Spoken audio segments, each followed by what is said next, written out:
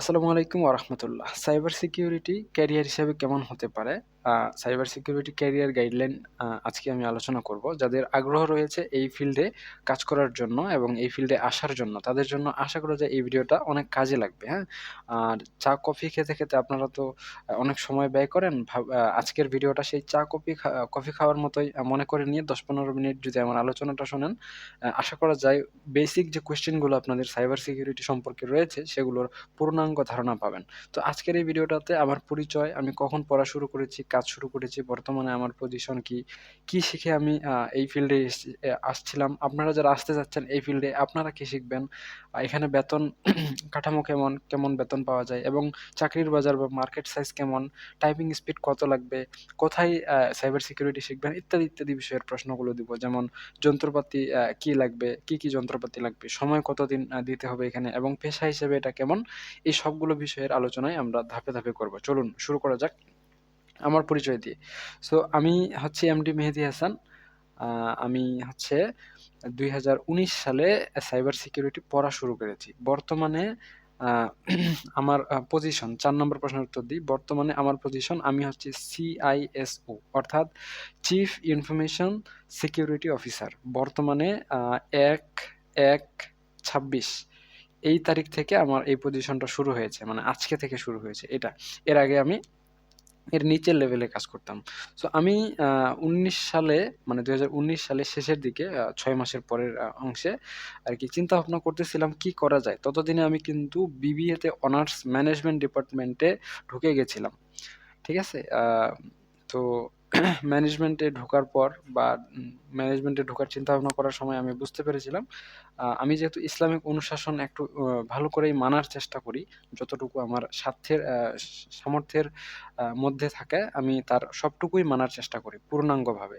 তো আমি বুঝতে পারলাম আ আ ব্যাংকিং লাইনটা আমার জন্য সুইটেবল হবে না। সেখানে হালাল হারামের বিষয়টা আছে। সো আমার ইমিডিয়েট আবার ইনকাম প্রয়োজন ছিল। তার জন্য আমি ভাবলাম কি করা যায়? অনেক বন্ধু-বান্ধবের পরামর্শ এবং আত্মীয়স্বজনের পরামর্শে আমি সাইবার সিকিউরিটিতে যুক্ত হওয়ার জন্য চিন্তাভাবনা করি। সো সাইবার সিকিউরিটি তখন কিন্তু অতটা জনপ্রিয় ছিল না, বর্তমানে যতটা আছে। তো আমার পড়াশোনা একাডেমিকভাবে শুরু হয়েছে ২০১৯ সালে। ঠিক আছে? এই সাইবার সিকিউরিটি পড়াশোনাটাকে কিন্তু বিএসসি বলা হয়। ঠিক আছে? আর আমার এমএসসিটা আছে সিঙ্গাপুরের, মাস্টার্সটা আর অনার্সটা করা আছে বাংলাদেশ থেকে। পাশাপাশি আমি বিবিএতে অনার্স করেছি এবং মাস্টার্স রানিং আছি। সম্ভবত আর ৬ মাস পর রেজাল্ট দিবে। তো আশা করা যায় সেটাতেও ভালো রেজাল্ট হবে। তো এই হচ্ছে আমার পড়াশোনা শুরু। এরপর কাজ শুরু হয় ২০২২ সালে। আমি একটা প্রতিষ্ঠানে বর্তমানেও কাজ করতেছি ওই একটা প্রতিষ্ঠানেই। আমি এই পর্যন্ত টোটাল ৩ টা প্রতিষ্ঠানের অভিজ্ঞতা আছে আমার কাজ করার। তো তার মধ্যে একটা হচ্ছে PayPal। সেটাতে আ আমি কিছুদিন কাজ করেছি। কিছু নকশা করেছি, তাদের জন্য ডিজাইন করেছি। গ্রাফিক্স ডিজাইন না কিন্তু, ওটা আলাদা বিষয়। মানে নেটওয়ার্ক ডিজাইন। সো এর পরবর্তীতে আমার ব্যক্তিগত কারণে আর সেখানে যুক্ত হতে পারিনি। এর পরবর্তীতে আরো একটা প্রতিষ্ঠানে যুক্ত হয়ে অনেকদিন কাজ করেছি। কাজ করার পর ২০২৬ সালে এখন ওই প্রতিষ্ঠানেরই আরেকটা কোরিলেটেড প্রতিষ্ঠান, ওই প্রতিষ্ঠানেরই বন্ধু প্রতিষ্ঠান। আরেকটা প্রতিষ্ঠানে বর্তমানে কাজ করতেছি। আবার আগেরটাতেও কাজ করতেছি। এখন প্রতিষ্ঠানের নামটা কেন বলতেছি না? কারণ আমি যখন চাকরিতে যুক্ত হই তখন আমাদের যে এগ্রিমেন্টটা ছিল, এগ্রিমেন্টের মধ্যে আমি বলে রেখেছি যে তাদের প্রাতিষ্ঠানিক ইনফরমেশন যেন আমি বাইরে না বলি। সো সেজন্য আমি বলতেছি না। আর বললে হচ্ছে এটা আমার নৈতিকতার বিরুদ্ধে চলে যাবে। ওইগুলো বিষয় বাদ দেন। এখন আমার কাজ শুরু হয় ২০২২ সালে। ২০২২ সালের শুরুর দিকে জানুয়ারি, ফেব্রুয়ারি, মার্চের এদিকে আমি টুকটাক কাজ করতাম ফ্রিতে। যে একটা প্রজেক্ট বানায় দিয়েছি, এটা একটা প্রতিষ্ঠানকে সাবমিট করে দিয়েছি, দেখেন তো আপনার এটা পছন্দ লাগে কিনা? এভাবে আমি অনেকগুলো প্রতিষ্ঠানকে হচ্ছে গিয়ে এরকম টুকটাক অনেক কাজ ফ্রিতে করে দিয়েছি। আমার এখনো মনে আছে আমি যে কাজটা পেয়েছি সেটা হচ্ছে ২৮ নাম্বার কাজ। আর ২৮ নাম্বার প্রতিষ্ঠানের ফ্রি স্যাম্পল দেওয়া কাজ। আমি যে প্রতিষ্ঠানে বর্তমানে কাজ করি, ওই প্রতিষ্ঠানে যুক্ত হওয়ার আগে আরো ২৭ টা প্রতিষ্ঠানে বিভিন্ন ছোটখাটো কাজ ফ্রিতে করে দিয়েছিলাম।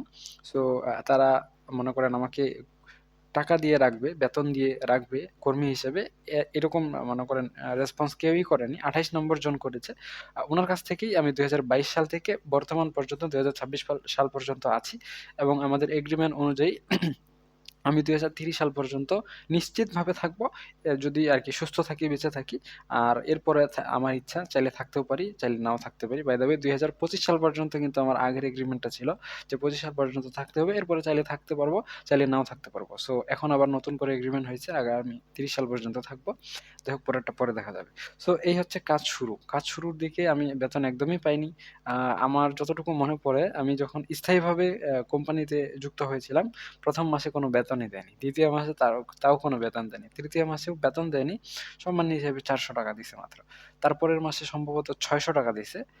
এমনিই মনে করেন, ওটা বেতন ধরাও যায়, নাও ধরা যায়। সো ১ম ৪ মাস আমার বেতন ছিল না। এর পরবর্তী ৫ম মাসে আমার বেতন ৳১২,০০০ করা হয়, অথবা ১১,০০০ সামথিং টাকা করা হয়। সো এর পরবর্তীতে বেতন ধাপে, ধাপে বাড়ছে। যাই হোক, তো শুরুটা ছিল এমন। বর্তমানে আমার পজিশন হচ্ছে CISO, chief information security officer. So আপনারা এই বিষয়ে পূর্ণাঙ্গ আরো ভালো করে ধারণা নিতে আপনারা YouTube এ সার্চ করেন। এটা পেয়ে যাবেন। সেটাতে আর বলার দরকার নাই। ঠিক আছে? এখন অনেকে বলতে পারেন, "স্যার আপনি কি শিখেছেন?"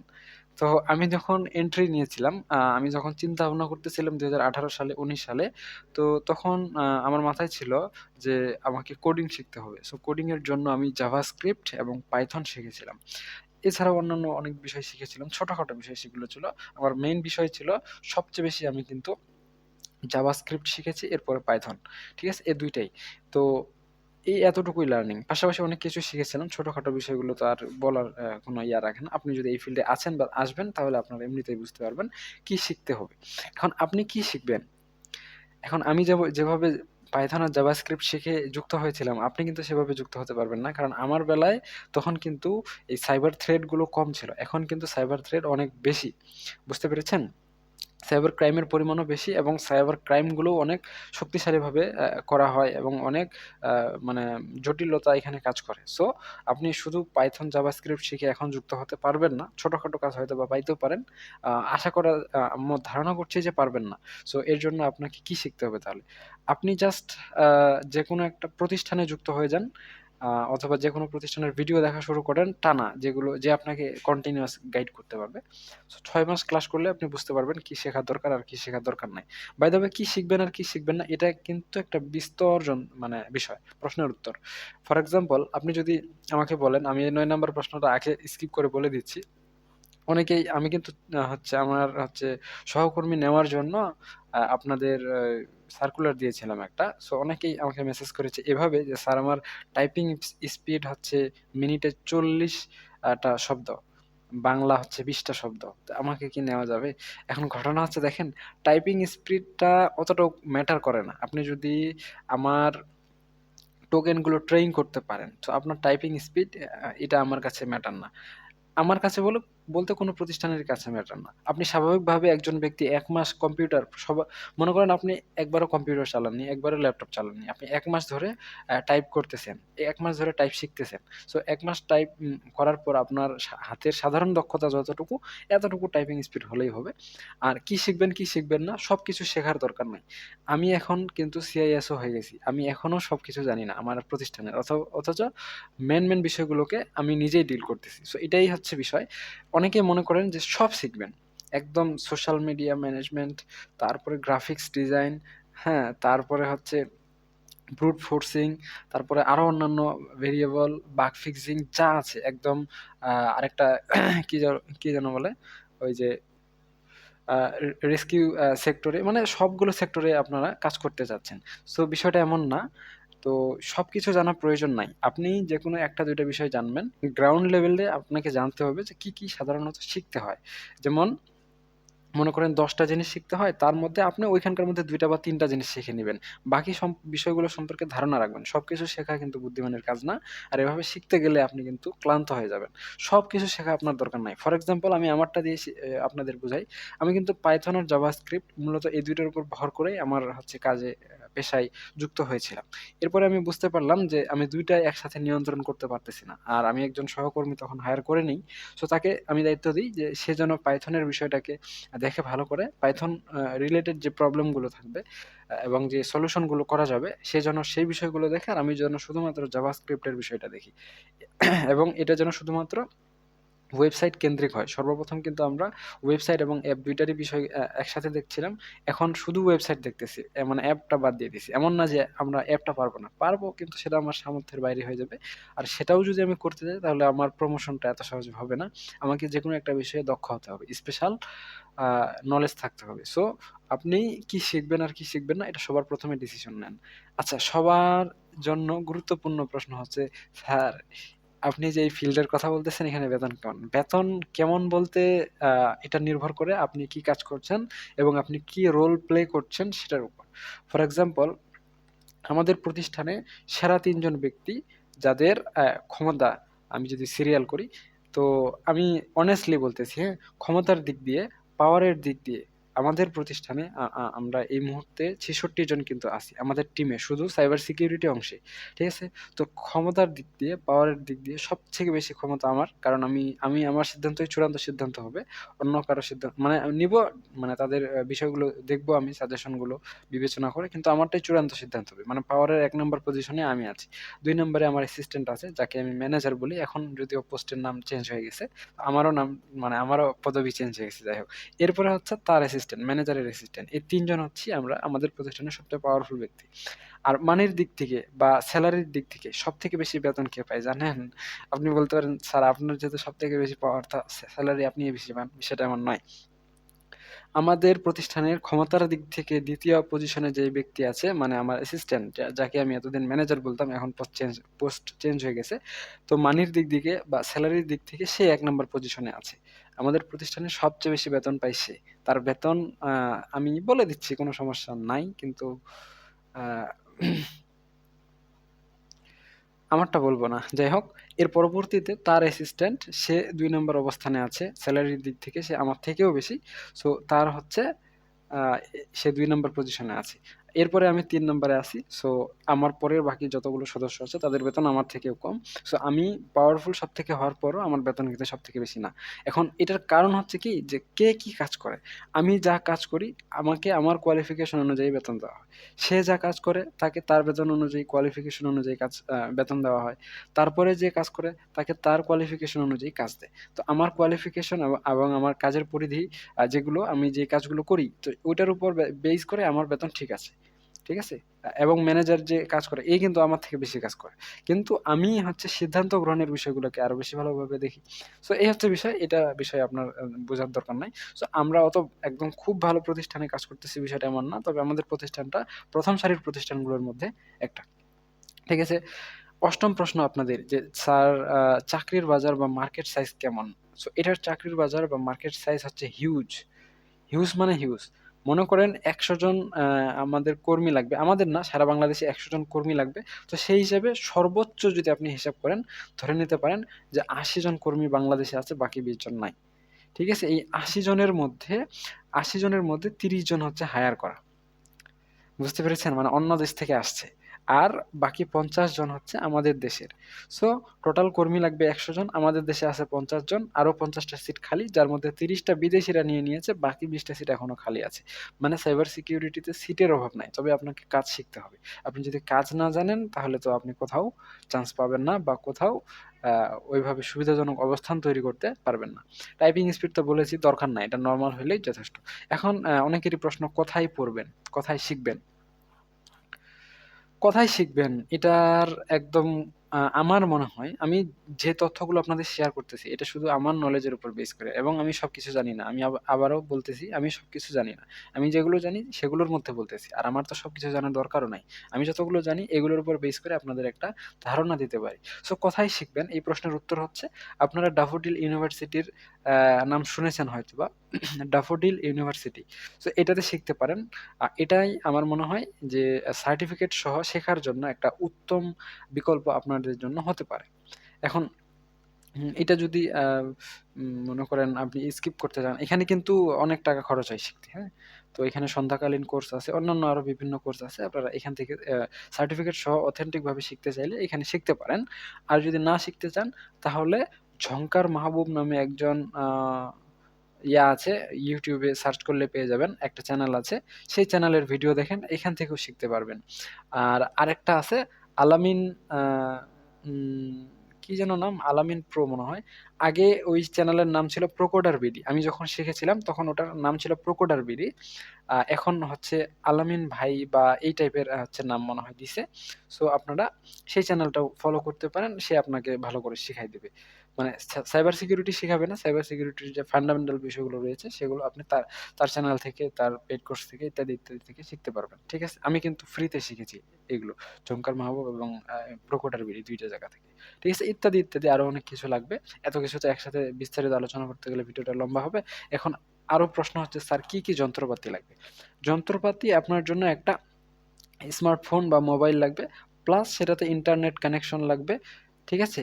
এই ২ টা জিনিস যদি আপনার থাকে তাহলে চলে আসবে যে আপনি কত সময়ের মধ্যে শিখতে পারবেন। সময় হচ্ছে কি যে আপনি ৬ মাস ডিসিশন নেওয়ার জন্য এই স্মার্টফোন আর ইন্টারনেটের সাহায্য নিবেন। ৬ মাস আপনি বিভিন্ন ক্লাস দেখে, শুনে, যাচাই-বাছাই করে, বিবেচনা করে আপনি দেখবেন যে সাইবার সিকিউরিটিটা আপনার জন্য সুইটেবল কিনা। আমি বলি, আমাদের ফিল্ডে যখন আমরা যুক্ত হয়েছিলাম শেখার জন্য, আমি পার্সোনালি অনেককেই নক করেছিলাম, আমার ফ্রেন্ড সার্কেল সহ অনেকেই। তো আমি সম্ভাবনাময় আমার তালিকা হিসেবে যদি মনে করেন ১০০ জনের মধ্যে ১০০ জনকে রিকোয়েস্ট করেছি, চলো আমার বন্ধু বা অন্যান্য পরিচিতদের, যে চলো আমরা সবাই কি শিখি? সাইবার সিকিউরিটি শিখি। সো ওইখান থেকে আমি একমাত্র ব্যক্তি যে এই ফিল্ডে আসছি, তারা কেউ এটাতে ইন্টারেস্ট বোধ করেনি, নাম্বার 1। নাম্বার 2, আমরা যখন শিখি আমরা কিন্তু একসাথে ৩,০০০ জন শিখেছি। একসাথে আমরা পেইড ব্যাচে ৩,০০০ জন শিখেছি। তো আমাদের ৩,০০০ জনের মধ্যে শেষ পর্যন্ত মানে কোর্স কন্টিনিউ করতে পারছি, এরকম শিক্ষার্থী ১৫ জনের মতো হবে। এর বেশি হবে না। শেষ পর্যন্ত ধৈর্য ধরে একদম ফিনিশিং পর্যন্ত ছিলাম। এবং এই ১৫ জনের মধ্যে এই মুহূর্তে ক্যারিয়ার দাঁড় করাইছি ৬ থেকে ৭ জনের মতো হবে। আমি যতটুকু জানি, কয়েকজনের খবর জানি, আবার কয়েকজনের খবর জানি যে তারা এই ফিল্ডে আর নাই। ঠিক আছে? সো এই হচ্ছে বিষয়। এখানে সাকসেস রেটটা আ একটু অন্যরকম। মানে এখানে মার্কেটে টিকে থাকাই আপনার জন্য একটু প্রেশার হয়ে যাবে। বাকি টিকে থাকতে পারলে কিন্তু আপনার চাকরির অভাবও নাই, আর হচ্ছে টাকার অভাব থাকার কথা না। ঠিক আছে? এখন সর্বশেষ প্রশ্ন, আর বেশি লম্বা করব না। সেটা হচ্ছে, পেশা হিসেবে সাইবার সিকিউরিটি কেমন? আমি আপনাদের বলতে পারি, পেশা হিসেবে সাইবার সিকিউরিটি হচ্ছে খুবই, খুবই ঝুঁকিপূর্ণ। যেকোনো সময় চাকরি চলে যেতে পারে। বুঝতে পারছেন? এবং হচ্ছে আপনার স্কিল না থাকলে চাকরি পাবেন না। কাজ পাবেন না। যেকোনো সময় কাজ চলে যেতে পারে, এবং আ স্কিল যদি না থাকে, আপনি যদি রেগুলার আপডেট না হতে থাকেন নিজেই, তাহলে কিন্তু এখানে আপনি টিকে থাকতে পারবেন না, নাম্বার 1। নাম্বার 2, এটা হচ্ছে অপার সম্ভাবনাময় একটা সেক্টর। মানে এইখানে অনেক বড় একটা ফিল্ড আছে চাকরির জন্য। অনেকগুলো কাজ আছে। তার মধ্যে আপনি যে কাজ করবেন অনেকগুলো ক্লায়েন্ট পাবেন। অন্যান্য কাজের জন্য কিন্তু এত সহজে ক্লায়েন্ট পাওয়া যায় না। কিন্তু সাইবার সিকিউরিটির জন্য ক্লায়েন্ট পাওয়াটা খুব সহজ। কিন্তু ক্লায়েন্ট পাওয়ার জন্য আপনাকে কিন্তু আবার কাজ জানাটা খুবই জরুরি। ঠিক আছে? আরেকটা বিষয় হচ্ছে ধৈর্য। ধৈর্যটা এমন গুরুত্বপূর্ণ যে আপনি এখানে ধৈর্যহারা হয়ে গেলেই এই ফিল্ড থেকে ছিটকে পড়ে যাবেন। কারণ আপনি যা শিখবেন সাইবার সিকিউরিটিতে, আপনার প্র্যাকটিক্যাল লাইফে এটার কোনোই ইমপ্লিমেন্টেশন করতে পারবেন না। মনে করেন এই নলেজটা আপনি কোথাও দিয়ে অন্য কোনো কাজ করতে পারবেন না। এই সাইবার সিকিউরিটির অংশটুকুতে আপনি যা শিখবেন, এটা শুধু সাইবার সিকিউরিটির ফিল্ডেই কাজে লাগবে, অন্য কোনো ফিল্ডে কাজে লাগবে না। সো এই হচ্ছে বিষয়। তো আশা করা যায় আপনাদের বুঝাইতে পারছি। আমি আমার পরিচয় তো দিয়েছি। আর দেখেন, আপনি একটু জিনিস চিন্তা করে দেখেন, আমি ২০১৯ সালে পড়াশুনো মানে মনস্তাত্ত্বিকভাবে শুরু করেছি ২০১৯ সালে। মনস্তাত্ত্বিক বলতে প্র্যাকটিক্যালও শুরু করেছি। তো আমি শুরুই করেছি ২০১৯ সালে আরকি, মানে রিসার্চ করে, হ্যাঁ? তো আমার ১৯ সাল থেকে বর্তমানে হচ্ছে ২০২৬ সাল। সো আপনি এখন বলেন আমি কতদিন আছি এই ফিল্ডে? আমি মোটামুটি ৭ বছর বা ৮ বছরের মতো এই ফিল্ডে আছি। বুঝতে পেরেছেন? এটা হচ্ছে একটা বিষয়। আরেকটা বিষয়, আমি শেখা শুরু করেছি কিন্তু ১৯ সালে। আর আমার হচ্ছে বিভিন্ন ট্রায়াল দেওয়ার পরও আমি আল্টিমেটলি কাজ পেয়েছি ২০২২ সালে। তাহলে দেখেন তো এখানে কতদিন ধৈর্য ধরছি। ১৯ সাল বলছি মানে কিন্তু এই সালটা পুরোটাই আছে মোটামুটি। ১৯, ২০, ২১, ২২ এখানে ৪ বছর আছে। এই ৪ বছর শেখা-টেখার পর এই মানে ২২ সালের শেষের দিকে অবশ্য এই ৪ বছরে শিখতে গিয়ে আমার অনেক টাকা চলে গেছে। আর এই আ ৪ বছরে আমি টোটাল ২৮ টা প্রতিষ্ঠানে বিভিন্ন কাজ ফ্রিতে করে দিয়েছি। যার জন্য কোনো চার্জ করিনি, এবং শর্ত ছিল এটাই যে আমাকে আপনার কোম্পানিতে কাজ দেন। কিন্তু আমাকে ২৭ টা কোম্পানি কোনো কাজই দেয়নি। মানে আমার কাজকে অ্যাপ্রিশিয়েট করেছে যে আপনি যেই মনে করেন আমাদের এই সলভটা দিয়ে মানে সমাধানটা করে দিলেন, এটা ভালো হইছে, কিন্তু আমাদের এখন কর্মী লাগবে না। আপনি অন্য জায়গায় নক দেন। এই টাইপের। সবশেষে ২৮ নম্বর কোম্পানিতে আমি সিলেক্ট হইছি যে আচ্ছা ঠিক আছে, আপনি যেহেতু কাজ পারেন তাহলে আপনাকে আমাদের প্রতিষ্ঠানে রাখা হবে। এখন দেখেন আমার জার্নিটা ২০২২ সালে, সরি ২০২২ সালে। এখন ২০২২ সালে আমার জার্নি শুরু হয়েছে। কাজ শুরু করব এই নিশ্চয়তা দিছি। কিভাবে? শুধু মুখে। শুধু মুখে। কেন? কারণ আমার ১ম মাসে কোনো বেতন ছিল না, 0। পরবর্তী মাসেও বেতন ছিল না, 0। তারপরের মাসেও বেতন ছিল না, 0। ৳৪০০ দিছে, এটা কি আর বেতন হইল? তারপরের মাসে ৳৬০০ দিছে, বেতন নাই, 0। তার মানে দেখেন আমি একে তো শিখতে গিয়ে ৪ বছর সময় নষ্ট করে ফেলেছি। নষ্ট বলতে সময় ইনভেস্ট করে ফেলেছি। তারপর আবার ফাইনালি ২৮ টা বিভিন্ন প্রতিষ্ঠানে সিভির মতোই দিয়েছি যে আমাকে কাজে নেন। ২৭ টা রিজেক্ট করেছি। তাহলে ধৈর্য কতটুকু লাগে? এর পরবর্তীতে একটাতে ফাইনালি সিলেক্ট হওয়ার পর ৪ মাস ধরে কোনো বেতন নাই। ৫ম মাসে আমার বেতন ১১,০০০ বা ১২,০০০ সামথিং ধরা হয়। এটাও কিন্তু খুব বেশি একটা না। কারণ আমার অলরেডি ধৈর্যের বাঁধ তখন ভেঙে যাচ্ছিল। সো এই হচ্ছে বিষয়। এখন যদি আপনি আ এই ধৈর্যগুলো ধরতে পারেন, এই বিষয়গুলোকে সামাল দিতে পারেন, তাহলে আপনার জন্য এই ফিল্ডটা খুবই ভালো হবে। তবে এখানে যদি আপনি প্রোগ্রেস করতে থাকেন, তাহলে ইনশাল্লাহ আপনি আরো অনেক দূরে এগিয়ে যাবেন। আমি যদি আরো কয়েকটা এক্সাম্পল দেই, আমি যখন শিখেছিলাম, আমারই একজন ব্যাচমেট, সে এখনো হচ্ছে আমার থেকে অনেক নিচের র‍্যাংকে, মনে করেন আমার হচ্ছে 50% বেতন পায়। মানে আমার অর্ধেক পায়। কারণ সে ওইভাবে প্রোগ্রেস করতে পারেনি। আবার আরেকটা এক্সাম্পল দেই। আমার যে হচ্ছে এই অ্যাসিস্ট্যান্টের কথা বললাম, অ্যাসিস্ট্যান্ট কিন্তু আমার থেকে আরো ৫ বছর আগে শুরু করেছে। হ্যাঁ? ৫ বছর আগে শুরু করার পর সে এখন আমার অ্যাসিস্ট্যান্ট। তো তাহলে বুঝেন, তো এখানে সবাই ওইভাবে প্রোগ্রেস করতে পারে না। কিন্তু আবার তার বেতন বেশি। সো এই দিক থেকে সে আবার আগায় চলে গেছে। আমি তার সিনিয়র হওয়ার সত্ত্বেও আমার বেতন কম। কারণ আমি আবার এই দিক থেকে পিছায় গেছি। সো কে কিভাবে সফল হয়ে যাবে এটা বলা যাবে না। এটা যখন আপনি কাজে ঢুকবেন তখনই বুঝতে পারবেন।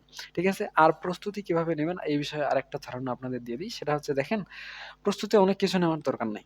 আপনি জাস্ট সবার ১ম এ টার্গেট করেন যে কোন প্রতিষ্ঠানে যাইতে পারেন বা কাজ করবেন। আপনার আশেপাশে অনেকগুলো প্রতিষ্ঠান দেখবেন যেগুলোতে যাওয়ার আপনার আগ্রহ রয়েছে।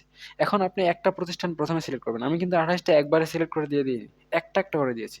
১ নাম্বারটা দিয়েছি, সে রেসপন্স করেছে। তারপরে ২ নাম্বারটাতে গেছি, তারপরে ৩ নাম্বারটা দিছি, এভাবে।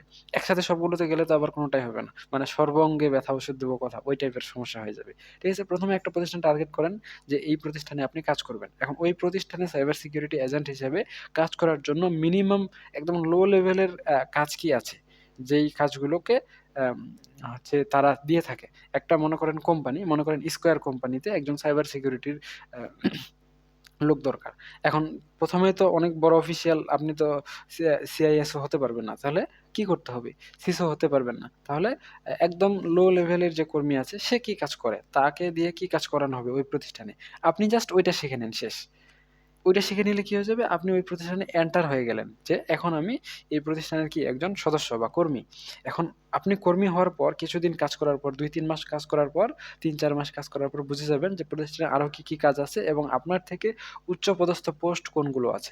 এখন এরপরে আপনার টার্গেট হবে আপনার থেকে যে উচ্চপদস্থ পোস্টগুলো আছে সেগুলোতে কি কাজ করানো হয়, সেগুলোতে কাজ করার জন্য আপনাকে কি শিখতে হবে। তখন আপনি ওই লেভেলটা থেকে আরেকটা লেভেলে চলে যান। এখন ১ম একটা প্রতিষ্ঠানে আপনি সিলেক্ট করেছেন যে এই প্রতিষ্ঠানে আমি কাজ করব, এখানে এই কাজগুলো শেখা হয়। আপনি কাজগুলো শিখলেন, প্রতিষ্ঠানে আবেদন করলেন কিন্তু রিজেক্ট হয়ে গেলেন। কি হবেন? তাহলে এটা বাদ। এরপরে আপনি আরেকটা প্রতিষ্ঠান টার্গেট করেন যে প্রতিষ্ঠানে সাইবার সিকিউরিটি হিসেবে একজন লোক প্রয়োজন বা কয়েকজন লোক প্রয়োজন। তো তখন দেখবেন যে তারা আপনাকে গ্রাউন্ড লেভেলে কি কাজ করাবে। অর্থাৎ তারা সাইবার সিকিউরিটি এজেন্ট নিয়োগ নেওয়ার সাথে কি কাজ করাইতে পারে। এটা আপনি প্রতিষ্ঠান সম্পর্কে একটু ঘাটাঘাটি করলেই বুঝতে পারবেন। সো আপনাকে তখন ওই কাজগুলোই শিখতে হবে। যদি এই প্রতিষ্ঠানের সাথে এই প্রতিষ্ঠানের কাজ সেম টু সেম হয়ে যায়, সেক্ষেত্রে তো ওইগুলোই আপনি সরাসরি সিভি দিয়ে দিলেন যে আমি এই কাজগুলো করব। আর যদি আলাদা হয়, বেশিরভাগ সম্ভাবনা আলাদাই হবে। ঠিক আছে? তাহলে আপনি এই প্রতিষ্ঠানের জন্য গ্রাউন্ড লেভেলের যে কাজগুলো আছে, সেই কাজগুলো সুন্দর করে শিখে নিলেন। শিখে নিয়ে আবেদন করলেন। যদি এখানে রিজেক্ট হয়ে যান, হন। এরপরে আরেকটা প্রতিষ্ঠান টার্গেট করেন, এই প্রতিষ্ঠানে সাইবার সিকিউরিটি লাগবে। এখানে তারা কি কাজ করাবে? ওই কাজগুলো আপনি শিখে নেন, শেষ। আপনাকে সবকিছু শেখার দরকার নাই। এত কিছু শিখতে চাইলে আপনার মাথা নষ্ট, মাথা খারাপ হয়ে যাবে। বুঝতে পারছেন? শুধু তারা যে কাজটা করায়, তাদের প্রতিষ্ঠানে এন্ট্রি নিবে, ওই কাজগুলো আপনি শিখে নেন। মনে করেন এটাতে সিলেক্টেড হয়ে গেছেন। এরপরে পরের স্টেপগুলো আপনি কভার করবেন। এখন আমি ২৮ বার রিজেক্ট হয়েছি, তার মানে এমন না যে আপনিও ২৮ বার রিজেক্ট হবেন। আপনি এক চান্সেও হয়ে যেতে পারেন। আবার আমি ২৮ এ সিলেক্ট হয়েছি, তার মানে এই না যে আপনি ২৮ এ সিলেক্ট হবেন। আপনি যাই দেখেন ১০০ নাম্বারে সিলেক্ট হয়ে যাইতে পারেন। তবে আমার মনে হয় ১০০ এর বেশি ট্রাই করা উচিত না। ১০০ বার ট্রাই করার পরও যদি আপনার মনে হয় আ প্রতিষ্ঠানের মনে হয় যে প্রতিষ্ঠান হচ্ছে আপনাকে কাজ দিবে না, তার মানে আপনার হয়তোবা কোনো কোথাও ফল্টই আছে। না হলে ১০০ টা প্রতিষ্ঠানে ট্রাই করার পরও না হওয়ার সাধারণত সম্ভাবনা থাকে না। আর আরেকটা বিষয়, আমি যখন অ্যা কাজের জন্য এপ্লাই করতে থাকি, তখন কিন্তু এই ফিল্ডের লোক অত প্রয়োজন ছিল না। এখন কিন্তু চাহিদা বাড়ছে। সেই তুলনায় কর্মী বাড়েনি। চাহিদার তুলনায় কর্মী সংকট আছে। তাই এখন আমি যদি বর্তমানে কাজ শিখে ট্রাই করতাম, সম্ভবত আমার ১০ নাম্বার প্রতিষ্ঠানে যেতে হয়তোবা চাকরি হয়ে যাইত বা কাজ পেয়ে যেতাম। কারণ এখন কিন্তু সবাই প্রয়োজনীয়তাটা বুঝতে পারতেছে। এখন সাইবার থ্রেট গুলো বাড়তেছে। সাইবার ক্রাইম গুলো বাড়তেছে। আর আমি যখন ২০১৯ সালে শুরু করেছিলাম, তখন কিন্তু সাইবার ক্রাইম অত বেশি ছিল না। তাই প্রতিষ্ঠানগুলো সে বিষয়টাকে গুরুত্ব দেয়নি। আর এখন বেশি গুরুত্ব দিচ্ছে। সো আপনি এন্ট্রি হিসেবে ঢুকতে পারেন। আর যদি বুঝতে না পারেন, তাহলে আপনার ChatGPT আছে, Gemini আছে, Grok আছে। ঠিক আছে? ব্লাক বক্স আছে। সো এই যে এআই গুলো আছে, এই এআই গুলো ইউজ করেন। কিভাবে শিখতে হয়, কি শিখতে হয়, কিভাবে শিখতে হয়, কতদিনে শিখতে পারবেন, এই বিষয়গুলো। বাই দ্য ওয়ে, আমি তো যন্ত্রপাতির কথাগুলো বলে শেষ করিনি। সেটা হচ্ছে ৬ মাসের জন্য আপনাকে স্মার্টফোন এবং ইন্টারনেট লাগবে। ৬ মাস পরে যদি আপনার মনে হয় যে না, এখন আপনি শিখবেন, এখন আপনি শেখার জন্য মানসিকভাবে প্রস্তুত, তাহলে আপনার সুন্দর করে একটা ল্যাপটপ অথবা কম্পিউটার লাগবে। আমি ১ম এ আপনাদের রেকমেন্ড করব, আপনারা ল্যাপটপ নিতে পারেন অথবা কম্পিউটার নিতে পারেন। ২ টাই আপনাদের জন্য ভালো। কম্পিউটার নিলে হবে কি যে স্পিড পাবেন বেশি, আর হচ্ছে টাকা খরচ হবে কম, কিন্তু বিদ্যুৎ বিল আসবে বেশি। সো এখন বিদ্যুৎ বিলটা ম্যাটার্স। আমি নিজেও স্টুডেন্ট ছিলাম, বিদ্যুৎ বিলটা আসলেই ম্যাটার্স। সো আপনারা ল্যাপটপ ইউজ করতে পারেন, এখানে আবার বিদ্যুৎ বিল নাই। ঠিক আছে? নাই বলতে ওটা ধরার মতো না। তো আপনি যদি ল্যাপটপ নেন একটা ৫০,০০০ টাকা দিয়ে, যথেষ্ট। তো এখন কোরাই কত নিবেন? আ কোরাই ৫ নিতে পারেন বা ৩ নিতে পারেন। ৩ টা আমি বর্তমানে ৩ ইউজ করতেছি। ৫ ও ইউজ করতেছি। সো আমার মনে হয় ৫ টা বেটার হবে। কোরাই ৫ আর হচ্ছে ১৬ জিবি র‍্যাম। হার্ড ডিস্কের তো দরকার নাই। এসএসডি নিতে পারেন ১ টেরাবাইট অথবা ২৫৬ জিবি নিলেও যথেষ্ট। তো মিনিমাম হচ্ছে ৩ আর ১৬ আর এখানে হচ্ছে ২৫৬। এই কনফিগারেশনের একটা ল্যাপটপ নিলেই যথেষ্ট। সো আমি ইউজ করেছি অনেকগুলো ল্যাপটপ। তার মধ্যে ডেল আমি সবার ১ম এ ব্যবহার করেছিলাম। এটা একটু সাঁতাই একটু বেশি ডিস্টার্ব দেয়। সো আপনারা ডেল বাদ দিয়ে এইচপি নেওয়ার চেষ্টা করবেন। কারণ এটা কিন্তু আমি হচ্ছে ওই কি বলে, কোনো প্রতিষ্ঠান মানে কোনো কোম্পানিকে ছোট করার জন্য বা বড় কোম্পানি করার জন্য বলতেছি না। আমি তো অনেকগুলো হচ্ছে ল্যাপটপ ব্যবহার করেছি। তার মধ্যে আমার মনে হয়েছে যে আমার জন্য এইচপিটা সবচেয়ে বেশি ভালো কাজ করেছে। আমি যে কাজগুলো করতেছি। আপনি হয়তো সেম কাজ করবেন। সো সেই হিসেবে রেকমেন্ড করছি আপনি এইচপি নিতে পারেন। ডেলটাও ভালো, কিন্তু হচ্ছে এটা একটু ডিস্টার্ব করে বেশি। মনে করেন আজাইরা ভেজাল বাড়ে। সো আপনারা এইচপিটা নিতে পারেন। অথবা অন্য যেটা পছন্দ যেকোনোটাই চলবে, কোনো সমস্যা নাই। হ্যাঁ? তো আমি আমার এক্সপেরিয়েন্স এর উপর বেস করে আপনাদের বলতেছি। এই হচ্ছে বিষয়। সো ল্যাপটপের জন্য আপনি ৫০,০০০ টাকা খরচ করবেন। পারলে বেশি করেন। বেশি করাটা আপনাদের জন্য ভালো। কিন্তু এই ফিল্ডে টিকে যদি না থাকেন, তাহলে এই যে এতদিন এত কিছু পড়লেন, ঠিক আছে? এই সবকিছু আপনাদের বৃথা চলে যাবে। কারণ হচ্ছে এই পড়াটা অন্য কোথাও কাজে লাগবে না। ঠিক আছে? সো আজকে এ পর্যন্তই। সকলেই সুস্থ থাকুন, ভালো থাকুন। আর আমাদের সাথে থাকুন। আমি যেই কোম্পানিতে কাজ করতেছি এটা কিন্তু ইন্টারন্যাশনাল। ইন্টারন্যাশনাল মানে বাংলাদেশ আর হচ্ছে ইন্ডিয়া, সিঙ্গাপুর আর মালদ্বীপস, এই ৪ টা দেশের যৌথ উদ্যোগে একটা এজেন্সি খোলা হয়েছে, একটা প্রতিষ্ঠান খোলা হয়েছে। ওই প্রতিষ্ঠানে আমরা কাজ করতেছি। আগে শুধু বাংলাদেশ ছিল। আমি এতদিন পর্যন্ত শুধু বাংলাদেশের কাজগুলো করছিলাম। গত বছর ধরে বাকি এই ৩ টা দেশের সাথে চুক্তি হচ্ছিল। আমি নিজে সিঙ্গাপুর গিয়ে সশরীরে ফিজিক্যালি আ ডিল সাইন করে আসি এবং অনেকগুলো আ সরকারি কাজ পেপার ওয়ার্ক করার পর, লাইসেন্স নেওয়ার পর, অন্যান্য আনুষঙ্গিক কাজগুলো করার পর ১ বছর পর আমি পুনরায় হচ্ছে মানে পূর্ণাঙ্গভাবে কাজের জন্য অনুমতি পাইছি। সো এখন আমরা বিআইএসএম এই হচ্ছে প্রতিষ্ঠানে প্রতিষ্ঠানটা চালু করেছি, এজেন্সিটা, এটা মূলত এজেন্সিটা চালু করেছি এবং এই এজেন্সিটার CISO বা সিসো বলা হয় এটাকে সংক্ষেপে। এই সিসো হচ্ছে আমি। বাকি সিসো কি আপনি হচ্ছে ইউটিউবে সার্চ করে দেখে নেন, তাহলে আশা করা যায় ভিডিও পেয়ে যাবেন। আমি এখনো সার্চ করিনি। সো এই হচ্ছে বিষয়। আজকে এ পর্যন্তই। সকলেই সুস্থ থাকুন, ভালো থাকুন আর আমাদের সাথে থাকুন। দেখা হচ্ছে আপনাদের সাথে নেক্সট পর্বে। ততক্ষণ পর্যন্ত খোদা হাফেজ।